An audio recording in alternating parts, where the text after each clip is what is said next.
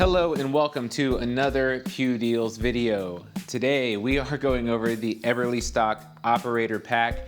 This thing is a beast. I just got it yesterday, so I've been looking through it and learning about it and kind of wrapping my head around this thing, as it is a massive upgrade over what I have now for my family's bug out / go bag, which my version of that's probably a little different than what you're thinking. But we're going to get into the tech and spec of this guy today, and then we'll follow up with another video where I actually show how I have this thing all set up. And also, in the background, you might hear birds, you might hear cars. It's a beautiful day here in Middle Tennessee, and where I'm filming, I have all the doors and windows open, and you're going to have to just play nice with me. So let's get into this thing. So the Operator has been around for a while. It is in use by a lot of different Tier 1 units, according to Eberlestock. I have zero visibility into that because I am not a Tier 1 operator. I am a dad / baseball coach / meat smoker. So irrelevant to me in that regard, but I do like good gear. I do like being prepared, and this looks really awesome. So let's get into the tech and spec of it, and then we will kind of break it apart and show you how it all works. So first off, it is 5,950 cubic inches of volume in here, weighs 10 pounds and 3 ounces. It does have an aluminum frame that is here, and also there are different frames that you could insert if you wanted to change that up. If you have never had a pack with a frame in it, it makes a massive difference in carrying large amounts of gear with you. Huge difference, night and day difference over not having one.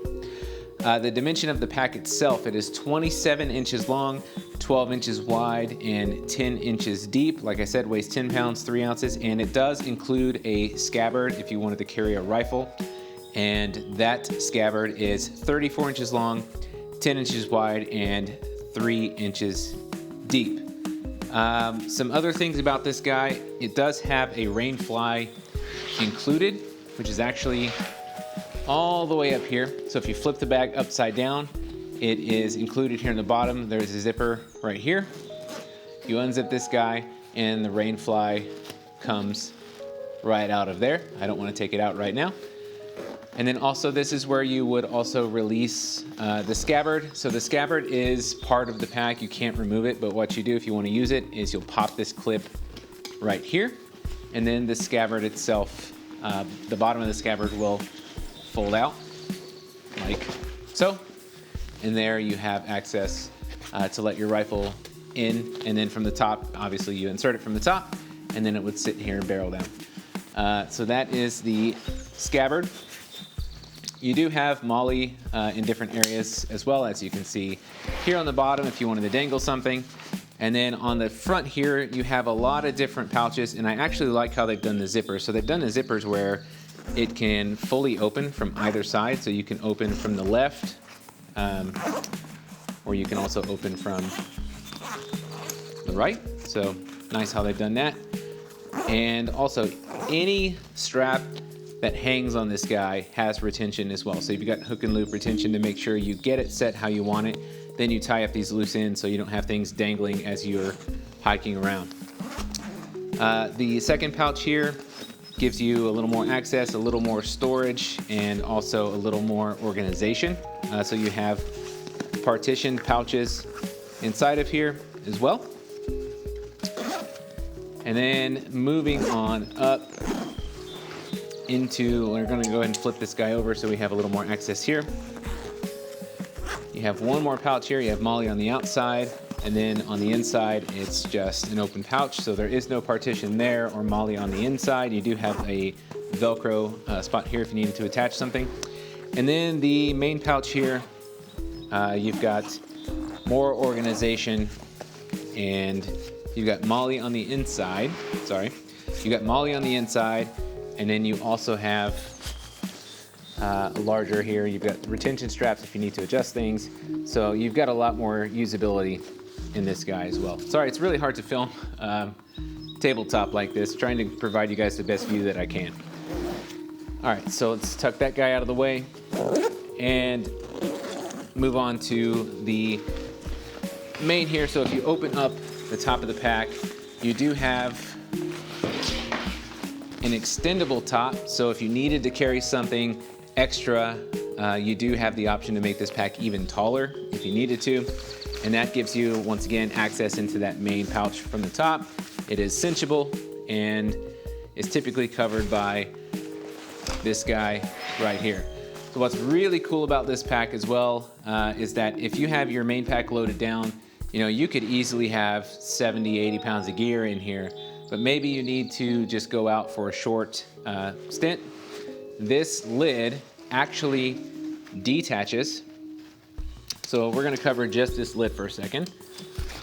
So we're gonna move the pack out of the way. So the lid itself detaches. You have several different pockets in here. So you have a little admin pouch. You do have a lanyard there, so if you wanted to keep some keys in there, something like that. You have MOLLE, obviously, and Velcro there. And then inside here, you actually have a soft lining and a lot of space in here. So you can have a CCW in here, whatever you need. But the cool thing about this is if you flip it over, you can actually turn this into a waist pack. Or if you wanted to wear it as a sling pack, I guess you could.